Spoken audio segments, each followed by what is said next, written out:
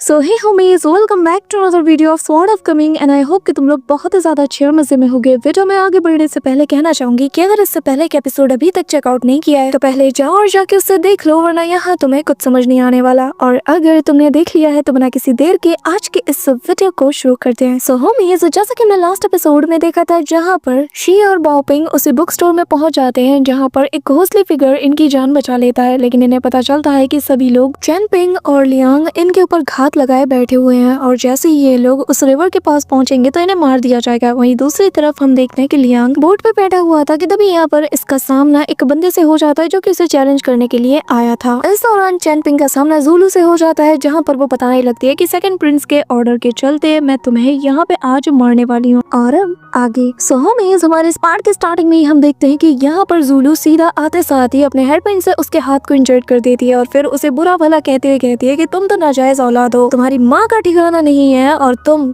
मुझसे सुपीरियर कैसे हो सकते हो। न जाने मेरा फादर हमेशा क्यों कहता है कि मुझे तुमसे जाकर अपोलोजाइज करना चाहिए, आखिर मैं तुमसे किस बात की माफी मांगू। इस दौरान वो चेन पिंग के हेयर पिन से भी उस पर हमला करने की कोशिश करती है, लेकिन चेन पिंग यहाँ बहुत इजीली उसे डिफीट कर देता है। इस दौरान वो यहाँ पर उसे मारता नहीं बल्कि इंजर्ड करके छोड़ देता है, जो चीज इसे काफी ज्यादा हर्ट करती है और वो कहने लगती है कि आखिर तुमने मुझे जिंदा क्यों छोड़ा। जिस पर चेन पिंग कहता है कि पहली बात तो ये कि तुम बाओपिंग की एक सर्वेंट हो और दूसरा वो तुम्हें एक दोस्त की तरह भी देखती है, तो मैं उसके किसी दोस्त को हर्ट नहीं करना चाहता, लेकिन ये फिर भी उसे भला बुरा कहती रहती है। इस दौरान यहाँ पर उसका फादर आ जाता है और अपने फादर को देखते साथ ही वो कहने लगती है कि फादर जल्द से जल्द इसे मार दो ताकि इसे मारने के बाद सेकंड प्रिंस हमसे खुश हो जाएंगे और फिर वो हमें मिलिट्री रैंक भी प्रोवाइड कराएंगे, जिसके चलते हमारी जिंदगी एक मामूली से नौकर से बढ़कर कहीं गुना ज्यादा आलीशान हो जाएगी। यहाँ पर हम देखते हैं कि उसका फादर उससे यही कहता है कि चुपचाप आकर इससे माफी मांगो, जो सुनकर तो जूलू को काफी ज्यादा गुस्सा आता है और वो इमीडिएटली उसे हेयर पिन को अपने गले में रखते हुए कहती है कि अगर आज आपने इसे नहीं मारा ना तो मैं पक्का कुछ कर लूंगी। यहाँ पर एक बाप आखिरकार अपनी बेटी के आगे मजबूर हो जाता है।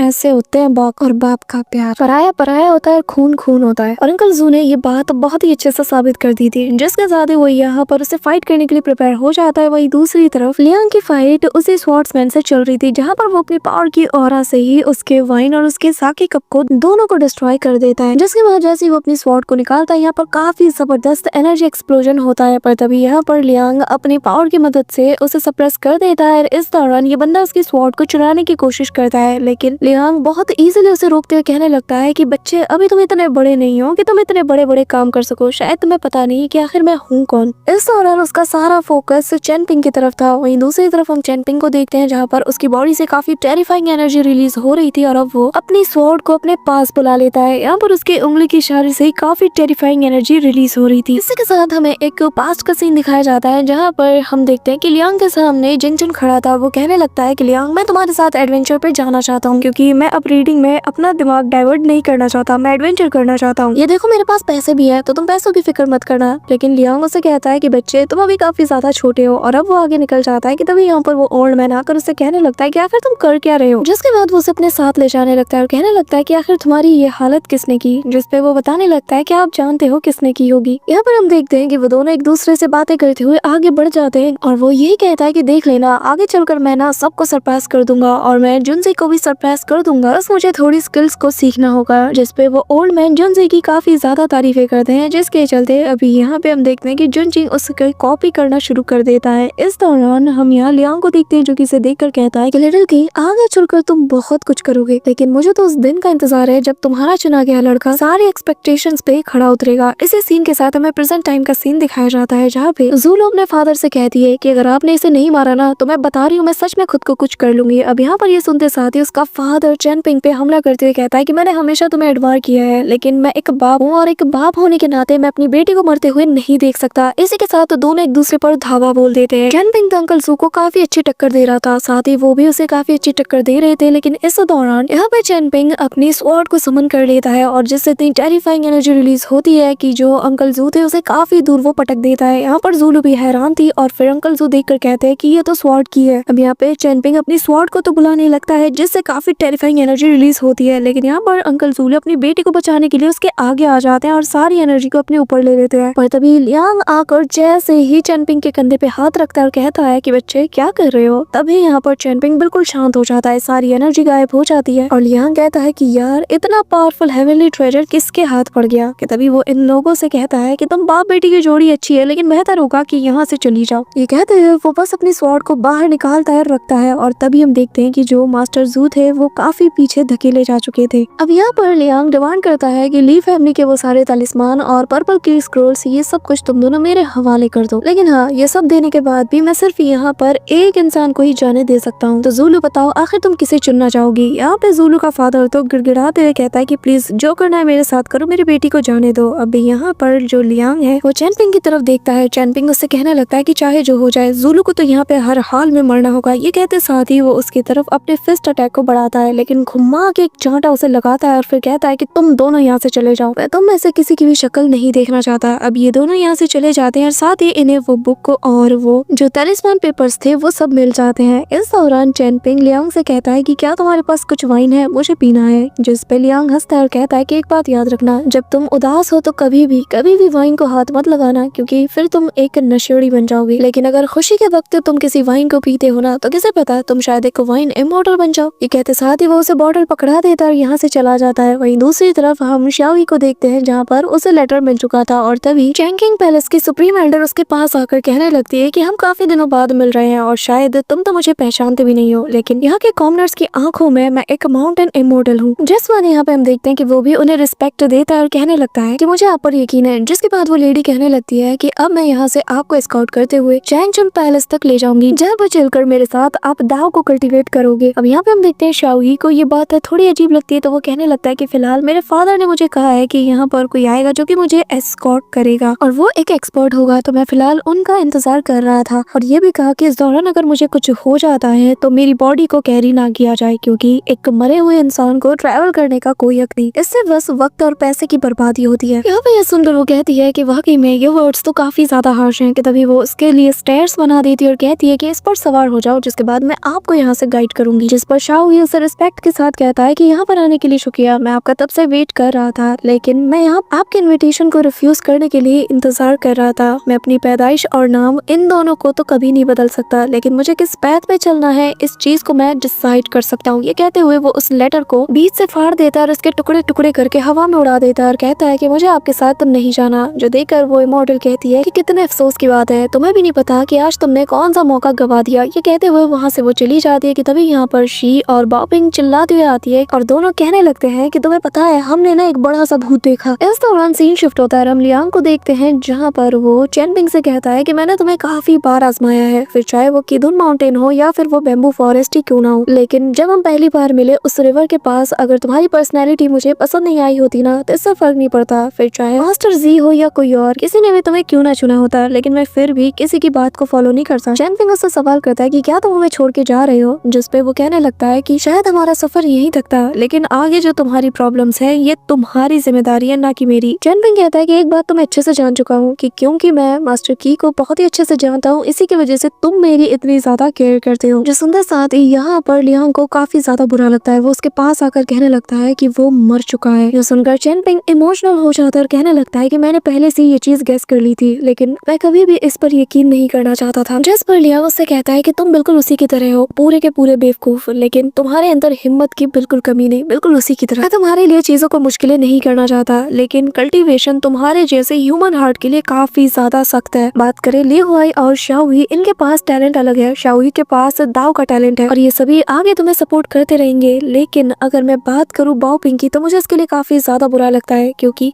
अगर तुम नाकाम रहते हो, अगर तुम उसे नहीं बचा पाते तो बेचारी का दिल कितनी बुरी तरीके से टूटेगा। हालांकि तुम्हें मास्टर जी ने बिना किसी टेस्ट लिए चूज किया है, लेकिन मैं फिर भी सेटिस्फाइड नहीं था, इसी वजह से मैंने तुम्हारे काफी बार टेस्ट लिए। इस दौरान हम देखते हैं कि जो चैनपिंग है वो कहने लगता है कि लियांग बताओ आखिर तुम मेरे बारे में क्या सोचते हो। मुझे तो बस इस बात का डर लगा रहता है कि शायद मास्टर जी ने जिस काम के लिए मुझे चुना है मैं उसमें कामयाब नहीं हो सकता, शायद मैं बाओपिंग को कभी भी सेफली एस्कॉर्ट भी नहीं कर पाऊँ। तो बताओ आखिर तुम्हारा मेरे बारे में क्या ख्याल है। मैं अपनी पूरी कोशिश कर रहा हूँ, लेकिन तभी यहाँ लियांग उसके सिर पर हाथ रखते हुए कहता है इतना ज्यादा घबराने की जरूरत नहीं है, तुम इस काम के लिए सबसे परफेक्ट इंसान हो, वरना वो तुम्हें कभी भी नहीं चुनता। लेकिन हाँ, मैंने नहीं चाहता कि तुम मेरे बात को फॉलो करो, क्योंकि मेरे मन में जो आता है मैं वो करता हूँ। लेकिन हाँ, मैं चाहता हूँ कि तुम्हारी बैक बिल्कुल सीधी हो, तुम्हारा मुक्का बिल्कुल टाइट हो, और सबसे जरूरी बात, मैं चाहता हूँ कि तुम लंबा जी हो। वैसे भी सालों पहले एक लड़के ने मुझसे जिद किया था और मैंने उसे यही सलाह दी कि उसे तलवार को छोड़कर किताबों में फोकस लगाना चाहिए, क्योंकि उसके साथ उसका फ्यूचर बहुत ज्यादा ब्राइट होगा। लेकिन हाँ, आज जब मैं तुम्हें देखता हूँ तो मैं तुम्हें कुछ और कहना चाहता हूँ, और वो ये कि तुम्हें तलवार पे फोकस करना चाहिए बजाय कि अपने मुक्के पे। इस दौरान यहाँ पे बाओ पिंग और शी सभी आ जाते हैं और डरते हुए कहते हैं कि हमने वहाँ पर ना एक भूत देखा। इस दौरान हम देखते हैं कि चारों तरफ अफरा तफरी मच चुकी थी और भारी तादाद में यहाँ पर काफी सारे सेना के लोग आ रहे थे। इस दौरान सभी लोग अलर्ट हो जाते हैं और यहाँ पर एक एल्डर को हम देखते हैं जो कि कहने लगता है कि आखिर लॉर्ड शू ने अपनी तलवार को क्यों निकाली, मैंने तो स्वॉर्ड की को भी सेंस नहीं कर पाया और इतनी जल्दी सब कुछ हो गया। कि तभी हम लियो यू को देखते हैं जो कि कहने लगता है कि मुझे इससे फर्क नहीं पड़ता कि आखिर लॉर्ड शू ने ये क्यों किया, लेकिन मैं मिलिट्री सिलेक्शन का हेड हूँ, लेकिन मैं उसके सिर को कुचल के रख दूंगा। अब यहाँ पर हम उसी लेडी को देखते हैं जो कि कहने लगती है कि क्या तुम्हें डर नहीं लगता, क्योंकि वो एक रॉयल टायर लेजेंडरी वॉरियर है, जिसमें वो कहता है कि मुझे फिर भी कोई फर्क नहीं पड़ता। और अब ये भी उनके पीछे रवाना हो जाता है। वहीं दूसरी तरफ हम देखते हैं कि वो जो शैडो घोस्ट था वो लियांग और बाकी सबके काफी ज्यादा करीब पहुंच चुका था। यहाँ पर हम शाओ ही को देखते हैं, वो तो डर के मारे बहुत बुरी तरीके से कांप रहा था। तभी यहाँ पर ये घोस्टली फिगर सीधा देखता है हमारे शी की तरफ और शी डर के मारे कहता है कि मुझे क्यों देख रहे हो, जाके देखो ना उसे चैनपिंग को, वो तुम्हारा दुश्मन है। वहाँ पे शाओ ही भी है, उसे पकड़ो, या फिर ये लियांग, हाँ इसे पकड़ो, ये बहुत ज्यादा स्ट्रॉन्ग है। कि तभी लियांग इसकी तरफ घूरता है और इसे उठाते हुए सीधा उसकी तरफ फेंक देता है, जिसके चलते ये बहुत बुरी तरीके से डर जाता है और यहाँ पे बेहोश होने का नाटक करता है, जो देखकर लियांग कहता है कि इससे डरने की जरूरत नहीं है, इस घोस्टली फिगर ने बहुत ही अच्छे से कल्टिवेट किया है और ये मेरी जगह रिप्लेस करेगा और तुम लोगों को यहाँ से आगे एस्कॉर्ट करेगा। अब यहाँ पे शी ये सुनते साथ ही इसके पीछे आकर उसे जोर से मारता और कहता है कि तुझे तो मैं बाद में देखूंगा। जिसके बाद वो यहाँ पर इस बंदे को बताने लगता है कि तुम्हें इन बच्चों को सेफली यहाँ से लीफो पास के पास ले जाना है, जो कि ली बॉर्डर के काफी ज्यादा करीब है। जिसपे वो बंदा कहता है कि सीनियर, मैं एक यिन एंटिटी हूँ, तो आखिर आप मुझ पर भरोसा क्यों कर रहे हो, मैं तो यहाँ के ओरिजिन का भी नहीं। इसी दौरान हम यहाँ पर उस वाटर एंटिटी के फिश को देखते हैं जो कि इन्हें फॉलो करती हुई यहाँ पर आई थी, लेकिन यहाँ पर इस कुछ मालूम पड़ पाता है। यहाँ पर लियांग पकड़ता है इसे और एक सिंगल स्ट्राइक से इसका कनेक्शन काट देता है, जिसके चलते वो जो वर्कशॉप का ओनर था वो बहुत बुरी तरीके से इंजर्ड हो चुका था। इस दौरान वो उस मछली को पकड़ते हुए शी से कहता है कि ये क्या तुम जब देखो तब इधर उधर अपना पैर रख देते हो, ठीक से चलना नहीं आता क्या? शी कहता है कि मुझे चलना आता है, लेकिन यहाँ पर नशेड़ी तुम हो, तुम्हें चलना नहीं आता, जब देखो तब इधर उधर डोलते रहते हो। बाओ पिंग इनकी बात सुन के हंसती है, तो लियांग उससे कहता है कि वो जो वाटर स्पिरिट वाली बुक तुम्हारे पास मौजूद है, मुझे वो मैनुअल चाहिए। जिसके बाद वो जैसे इसे ओपन करते आए वो इस फिश को उसके अंदर डाल देता है, जो देखकर शी तो काफी ज्यादा सरप्राइज था। कि तभी ये लोग आगे जाने लगते हैं और जाते हुए शाओ यी को वो उस तलिस्मान को देते हुए कहता है कि इसे अच्छे से स्टडी करना, ये तुम्हारे आगे काफी काम आएगा। इसी के साथ ये लोग आगे बढ़ते हैं और बाओ पिंग समझ आती है कि शायद लियांग अब इनके साथ इस सफर का हिस्सा नहीं रहेगा, तो वो उदास थी। लेकिन तभी यहाँ पे लियांग इन सभी से कहता है कि बताओ मेरे इस गधे को कौन रखना चाहेगा? जिसपे शी कहता है कि दोस्त, तुम्हारे इतने भी बुरे दिन नहीं आए कि तुम मरने का सोचो, लेकिन हाँ अगर ख्याल आ ही गया है तो अपने सारे ट्रेजर्स ना मेरे नाम कर दो। जिसपे वो उसे मार के पीछे धकेल देता है और कहता है कि अपनी बकवास बंद कर। के तभी जैसे वो गेट ओपन करते हैं, यहाँ पर ली फैमिली के वॉरियर्स इन्हें घेर रहे थे और कहते हैं कि ली फैमिली ने हमें ऑर्डर दिया कि यहाँ पे जितने भी गद्दार हैं उन्हें मार दिया जाए। जो सुनते साथ ही जो सुन के लियांग कहता है कि वैसे तुम लोगों को पता है मैं यहाँ पर ना एक और खास काम के लिए आया हूँ। यहाँ पे हम देखते हैं कि सभी लोग अपने तीर कमान उसकी तरफ साथ देते हैं और यहाँ पे लियांग चैनपिंग से कहता है कि चैनपिंग, किदुन माउंटेन में तुमने अपनी स्वॉर्ड की का एक छोटा सा ट्रेस जब यूज किया था ना, मुझे इसके लिए काफी ज्यादा बुरा लगता है, पर अब मैं तुम्हें यहाँ पर 18 स्टॉप्स टेक्निक को सिखाने वाला हूँ और मैं चाहता हूँ कि ये तो मेरी तरफ से अपने लिए एक गिफ्ट समझो, क्योंकि मैंने सबको कुछ न कुछ दिया है। जिस पर चैनपिंग भी स्माइल करते हुए इसके पास जाके खड़ा हो जाता है। इसी के साथ सीन शिफ्ट होता है और हम ईस्टर्न रिवाइन रेलम के द ग्रेट एम्पर को देखते हैं, जहाँ पर वो अपने बेटे के साथ आगे बढ़ रहा था। कि तभी पीछे से वो बंदा बताने लगता है कि इंपीरियल ब्रदर, जिस बंदे को हम जिन भी समझ रहे थे जो कि वाइन स्नो टेम्पल से बिलोंग करता है, असल में ये बंदा तो वो है ही नहीं। हमें इसके बारे में कम्प्लीटली कोई आइडिया नहीं, लेकिन इतना बता सकता हूँ कि वो 11वें या 12वें रियलम का एक ऐसा खतरा है जिसे कि हर हाल में हमें यहाँ पे खत्म करना होगा। यहाँ पे इस बंदे का नाम हमें ली चैंगशुआन बताया गया है। यहाँ पे एम्परर बताने लगता है कि हमारे ली फैमिली का ये जो व्हाइट जेड कैपिटल है ये हमारा सुप्रीम ट्रेजर है, लेकिन फिर भी हम इस पर एक सिंगल स्वॉर्ड स्ट्राइक को भी चलने नहीं दे सकते। इस दौरान हम देखते हैं कि चैनपिंग को जो लियांग है वो दिखाता है कि आखिर 18 स्टॉप टेक्निक को कैसे यूज किया जाए, और हम देखते हैं कि हवा चलती है और वो बताने लगता है कि जो की है वो किसी ड्रैगन वेन की तरह मूव करती है। इस दौरान उस पर तीर चला दी जाती है और वो कहने लगता है कि जरा देखो, अब मैं तुम्हें फर्स्ट स्टॉप टेक्निक को सिखा रहा हूँ, और जैसे ही वो पैर पटकता है यहाँ पर सारे तीर वहीं पे धराशायी हो जाते हैं। जिसके बाद सेकंड स्टेप को दिखाता है, जहाँ पर किसी हवा की तरह लहराते हुए ब्लेड ब्लेड बनकर वो सबको काटते हुए आगे बढ़ जाता है। फिर कहता है कि अब जरा थर्ड स्टेप को देखो, जिसके बाद वो ऐसे ही सभी को निपटाता जाता है और ऐसे ही करते करते थर्ड फोर्थ फिफ्थ तक वो उसे बता चुका था। और यहाँ पे लिटरली उसकी स्वॉर्ड मूवमेंट ना, जो कि एक बैम्बू स्वॉर्ड है, इतनी कमाल की लगती है और एनिमेशन का मैं तुम्हें क्या ही बताऊं। यहाँ पे हम देखते हैं कि चैन पिंग भी उसे ऐसे फॉलो कर रहा था कि बस उसकी नजरों में यहाँ पर लियांग ही था और वो अपनी सी ऑफ कॉन्शियसनेस में लियांग की इमेज बना लेता है और वो ऐसा फील कर रहा था कि वो उसे प्रैक्टिस करवा रहा है। लिटरली उसका हर एक मूवमेंट वो अपने कॉन्शियसनेस के अंदर हर एक चीज को कॉपी करते हुए प्रैक्टिस कर रहा था और यहाँ पर बिल्कुल उसे कॉपी करते हुए एग्जैक्ट उसके मूव्स को वो चल रहा था और ऐसे ही करते करते वो 7 स्टेप तक उसे सिखा चुका था। इस दौरान यहाँ पर आर्मी पूरी तरीके से लियांग के ऊपर टूट पड़ती है। इसी के साथ वो यहाँ पर उसे कल्टीवेशन से रिलेटेड भी हर एक चीज को गाइड कर रहा था, क्योंकि लियांग भी जानता है कि शायद ही अब कभी इनके रास्ते दोबारा टकराएं और एक बेहतरीन मास्टर की तरह वो उसे हर एक स्टेप को सिखाते हुए आगे बढ़ रहा था। साथ ही यहाँ पर जितने भी आर्मी के लोग थे ना, उन्हें मसलते हुए आगे जा रहा था। जिसके बाद वो कहने लगता है कि ये एक ऐसा मेंशन है जिसके अंदर तुम्हें अपनी स्वॉर्ड की को बहुत ही डीपली पेनिट्रेट करना होगा, लेकिन उन्हें इस बात की भनक भी नहीं लगनी चाहिए और ये सिर्फ तुम तभी कर सकते हो जब की पर तुम्हारा बहुत ही अच्छा खासा कंट्रोल हो, क्योंकि एंड में की ही तुम्हारी स्वॉर्ड है और तुम्हारी स्वॉर्ड ही तुम्हारी की है। तो एक बार जब तुम तलवार को अपनी म्यान से निकालते हो तो सारी की